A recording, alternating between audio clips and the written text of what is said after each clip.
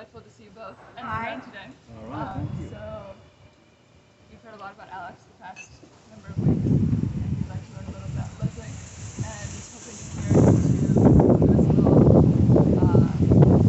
idea, give the person a few words, how you describe them. Okay, that's a good idea. How do you want to start? No, why not you? Okay, I will. One of the important things about one of the important things that I want to talk about in terms of my wife Leslie is her sense of compassion.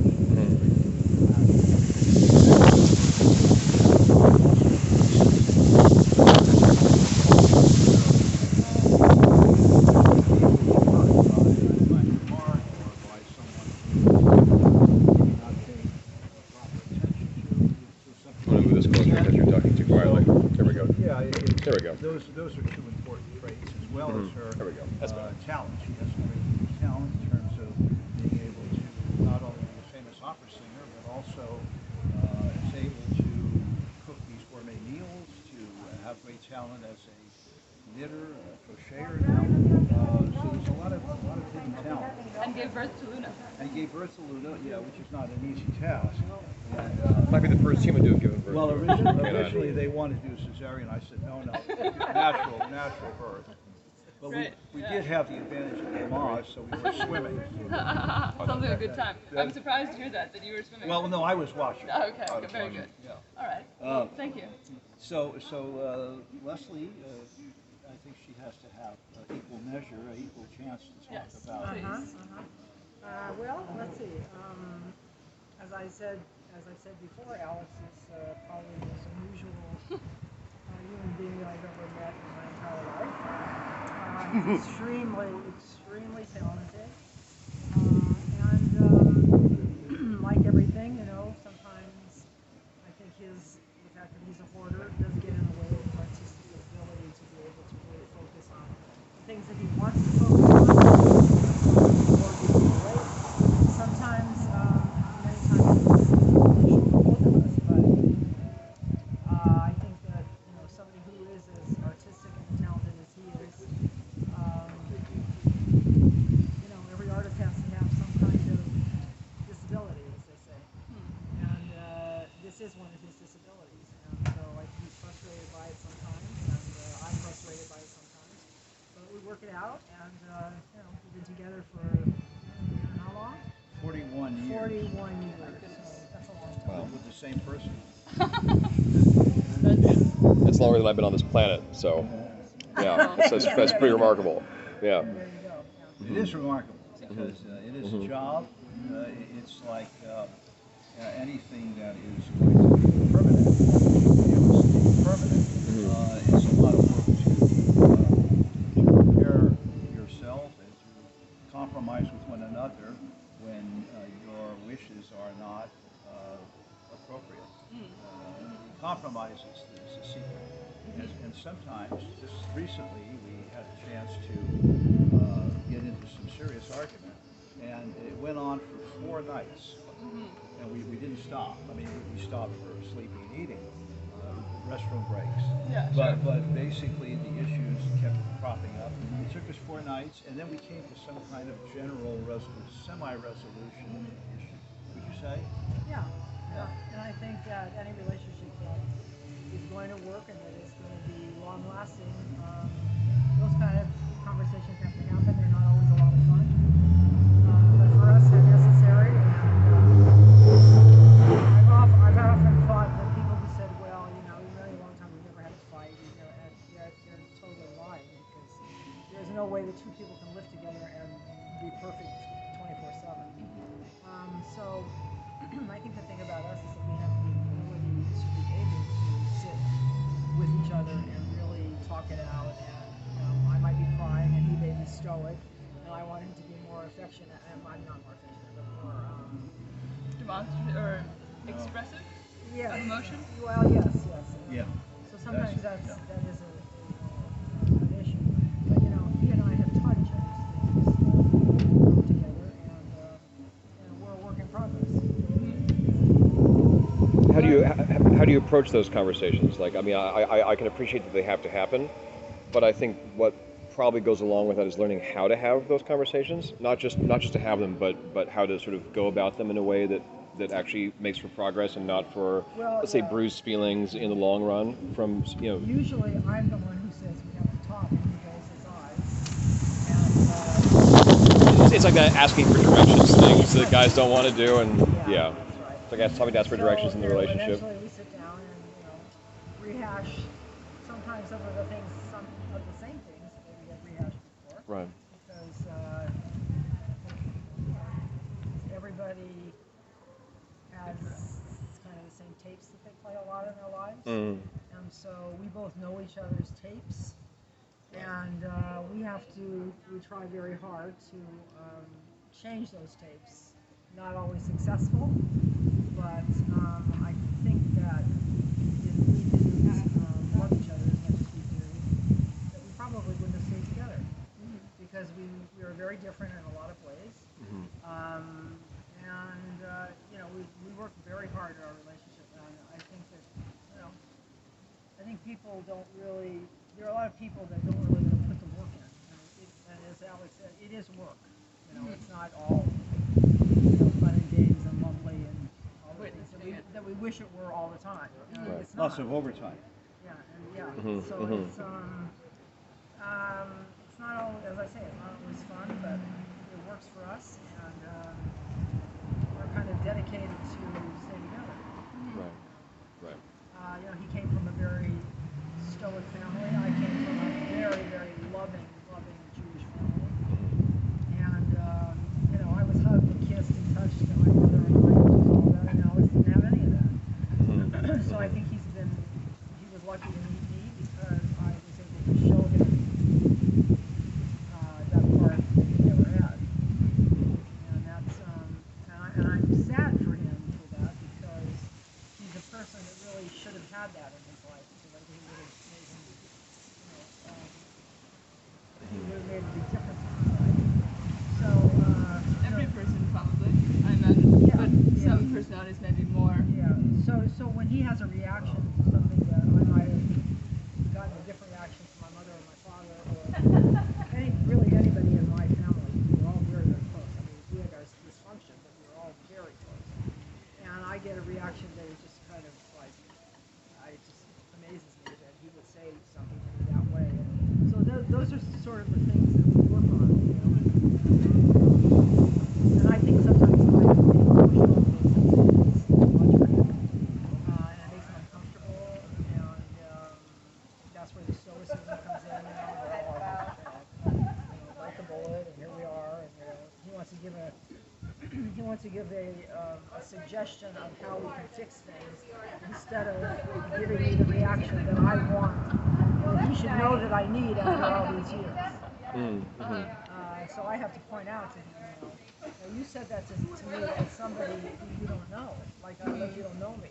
So why don't we stop this and you tell me what I want to hear, knowing who I am. Right. And that works. It's like pulling teeth sometimes, but it works. But when you grow up, totally completely different. Yeah. Well, but you can articulate what it is that you need to hear. Yes. And I think when people can't, that must make things. Right. All you know is that you're not getting what you need, but you don't know how to. Right. We don't stay together. I'll never forget when we first met. My father was real touchy. Jewish men can kind of be that way. Yeah. The whole mensch thing, right? The mensch. He would Yeah. touch Yeah. He would touch Alex like this. Just like this. Just like this. For a long time. So, one time we came over, he said, why does he touch me so much? I said, well, he likes you, so I tried to get to know you. Yeah. It's so far away from anything that Right. we grew up with. Yeah. In a family that was, never touched each other, never hugged, never said they loved each other. Right. On both sides. Never. On both sides of the I mean, you grew up, you're a little kid, and you get touched a little bit, and then the rest of your life is nothing. Wow. I mean, if you start crying, they don't even ask you if you're okay. It's like. Let me illustrate. Yeah. My mother passed away in 1990, and my aunt, which would be her sister, said to me, We're at the funeral. at the funeral, she said to me, I promised myself I wouldn't cry. This is her And sister. that is, yeah, That's and it, she right did. That's very revealing. Yeah, so She did. that typifies. Wow. Now, Wow. another example, Yeah. my Uncle Johnny, who would be this woman's brother, and also my mom's brother. Johnny, somebody might say, Johnny, you haven't visited Rose, my mother, when she was ill. And he said, well, I didn't want to I don't want to bother her. bother. Well, like for a year, Yeah. he didn't want to bother Yeah. her. So Wow. this is typical. And Yeah. you know, maybe having a family meal together at Christmas or something. Alex said that his aunt would start crying. So all she did was, nobody said, "Are you okay? You can get you want some water, or you this or that." She would just go out, compose herself, come back, and nobody even said. It was never mentioned. Never mentioned. Interesting. Yeah, why were Yeah. you emotional? And for me, it was like, Mom will come to the bathroom. You okay, honey? I Yeah. love you. Yeah. Sorry Right. for that. Yeah. And so. It's so interesting to learn this about you. Yeah. Because, I mean, I personally find it really surprising. Yeah. Don't you? I do too. Yeah. Yeah. Well, you see, yeah. I've had to work at my whole life with Leslie's help, Yeah. and the psychiatrist and the psychologist that I mentioned. Right. his Right. firm. Right. But it doesn't come easily. Fuscali, Byrne, It Ross. doesn't come easily. Yeah. Prior to.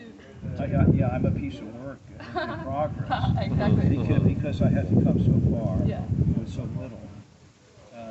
Folks never said they loved me Never. Wow. to me or my sister. It's almost hard to imagine. I sense Yeah. that they did, Yeah. but I it mean, was highly aberrant. It's just. yeah, it was just To be not- polite. Well, I sensed because, there was no opposition Yeah. about paying for my education. Oh, they've clothed him. I Yeah. was freedom. I had a lot of freedom In education. coming and going pretty much as I pleased. Even as an older college-age person, I was still given a wide berth, Yeah. Yeah. but never congratulated. Never, we did a good job. We're proud of you. For 2 certificates, 2 bachelor's, 2 master's degrees. Uh-huh. It's just sort of, Yeah. what he's doing now. Yeah. What he said. Yeah. And I got completely the opposite. Yeah. She got lavished with praise. Yeah. Leslie, would you say there are ways where Alex's stoicism works to his advantage? I think, well, I want Leslie to tell us. I do. I know, Alex, that you are not short on compliments of your high self-regard, which I appreciate. But yeah, which is a good thing. It's an interesting question. To be really honest, no. Really. Because I think when you grew up the way that I did, I have a capacity for being very empathetic and feeling other people's emotions, and maybe in some ways so extra sensitive and really detrimental. And see, the thing about him is he doesn't want to ever go to those places because he's afraid if he does, he'll just fall apart and he hardly ever cries. He's afraid he has to get hospitalized. When we got married, I was telling Leslie in advance that I'm going to need an oxygen tank to get through the ceremony. Why is that? Oh, because I thought I could make the severity of this new act of marriage. Yeah. Yeah. And as it turned out, I did really well. And she was having anxiety, worrying about me. So, regarding that, the marriage, I haven't really heard much about that, but Okay, yeah. we wanted to hear the story of the meeting, No, it's a good story. And some of we the love romance, it. the punch. Can we revisit that? You want me to tell it? Yeah. Okay. Yeah. And then I'll correct Yeah, of anything that course. appears to be out of He'll sorts. correct. You can pause it just for a sec. Oh, of course. Yeah. So, By the way, you're looking rather buff. well, I'm in that honeymoon phase of working out where I sort of want everyone to know. Okay. But then eventually I'll show up at the gym and somebody else will be holding those weights and I'll be like, I thought it was between. I thought we had something. Yeah. But we must talk about that because I know a great deal. Not now, please. No, not now. Making me very self-conscious. No, but I mean, I give you some pointers. I have a very self-contradictory relationship with attention. Okay. I want it right up until the moment I get it.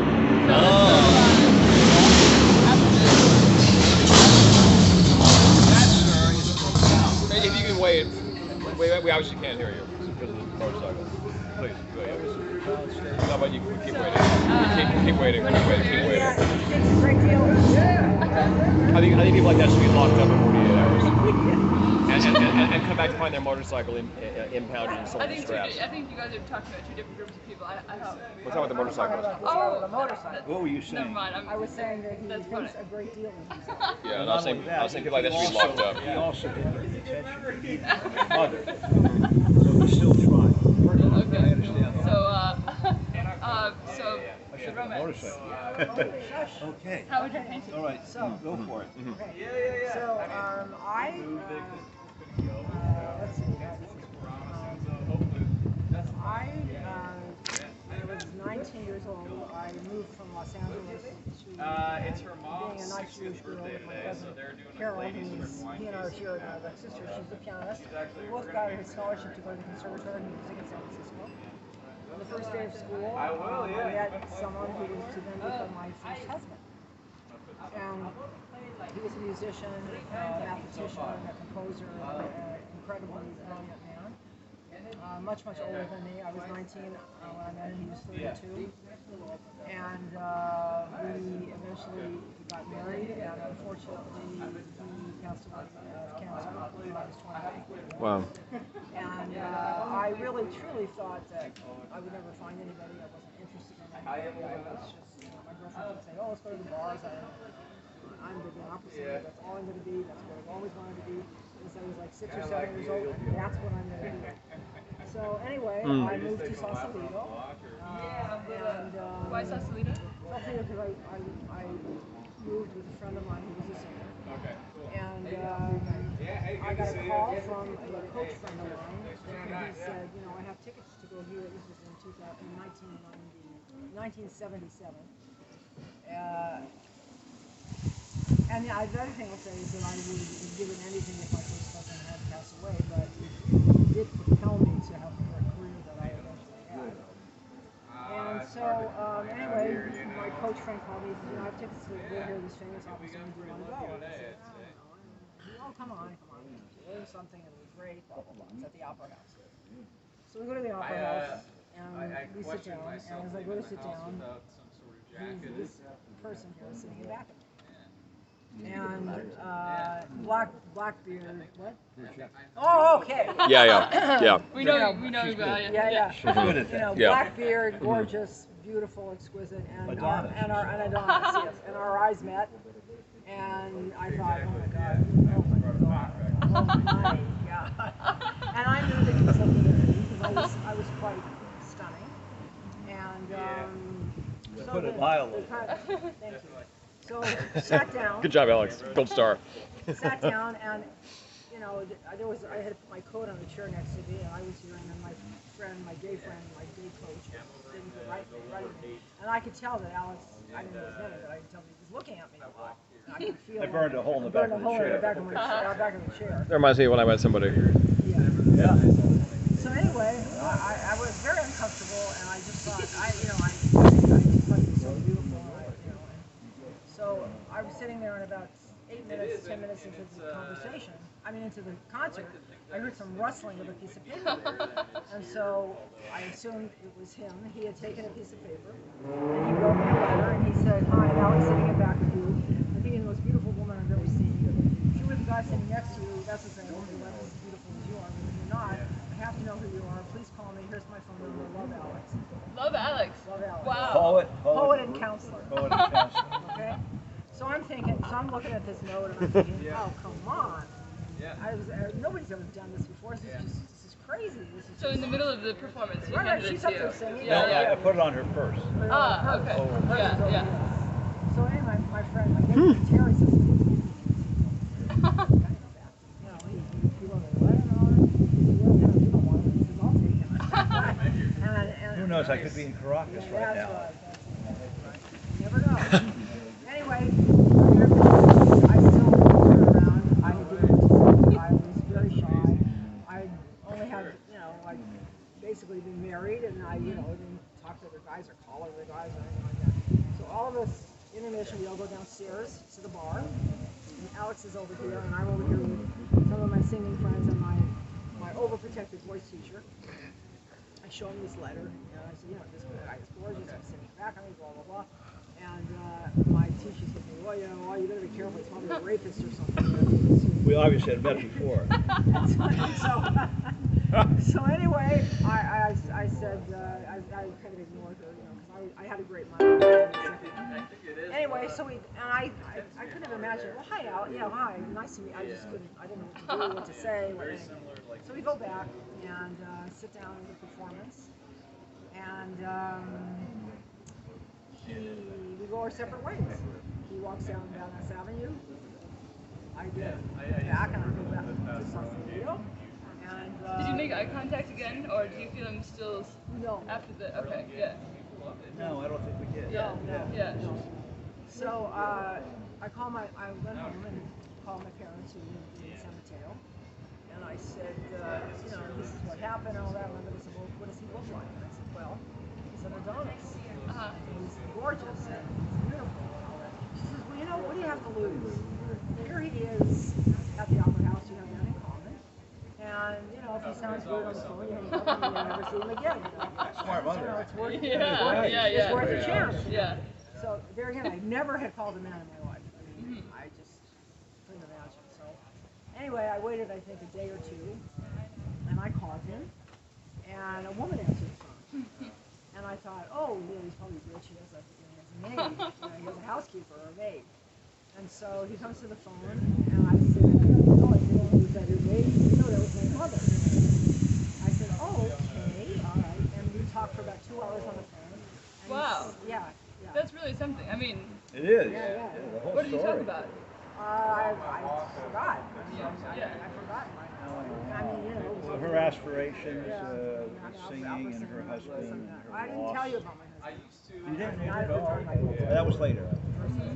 Just for sort of small You know, talk. just small talk. Getting And so Alex acquainted, said, would you like, feeling you know, each to other out. meet and come over to my house, you know, meet my parents. I said, you know, then I knew I could do that because It sounded he safe. lives with his parents. Yeah. I meet his parents, and then we No rapist living.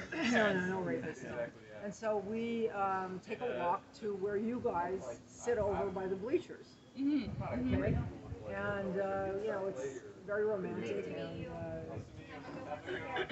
he says to me, he didn't know that I had lost my husband. And he said to me, why would somebody leave? You know, he knew that I was married. Right? He knew that I was married. But You had mentioned that you were married, and he said, well, why would he leave somebody like you? And I said, well, he's dead. He passed away. And then he said, you know, I'm so sorry. Blah, blah. And then we had, you know, a magical, incredible kiss. And right by the senior center.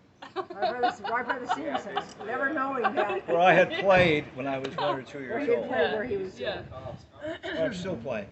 Well, yeah. Yeah. And so we, that was it. It was love at first sight, and we started dating. And you know, my parents, and we didn't live together for quite a while. And then we moved in together, and She taught me how to drive. taught him how to drive. I mean, I had some rummy lessons. Terrible. Yeah, really bad. And then she said, no, you have to overcome this, I'll help you. She had a Peugeot, a French car called a Peugeot, you know? Convertible. A nice little Peugeot. What color?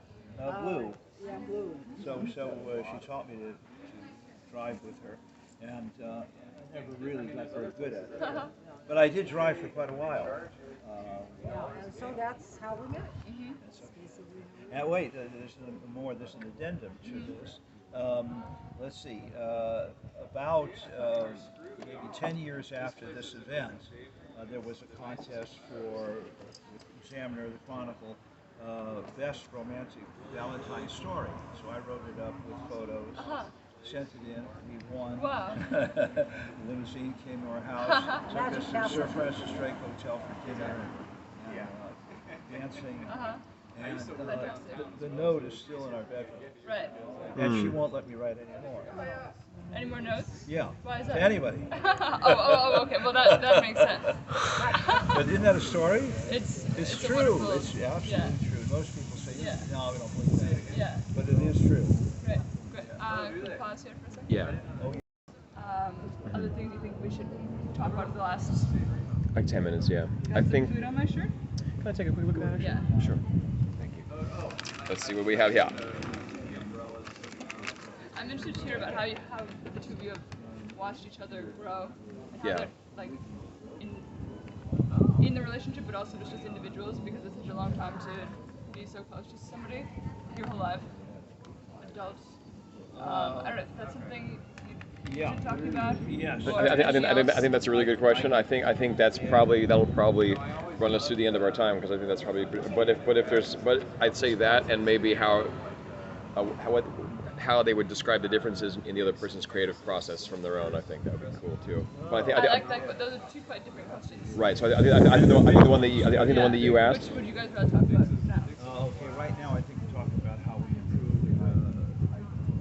Yeah. through our romance, how each one of us showed improvement. Okay, so let's get it rolling. Yeah. Oh, we are. Oh, we are. Oh, okay. Yeah. I just thought. Yeah. No, Yeah, cool. well, So, I didn't tell you, go so ahead. you're good. Okay, so for my part, I found that incredible amount of psychiatric and psychological training I was getting for my own career. Those important times philosophies of psychology, plus Leslie's nurturance, it gave me an opportunity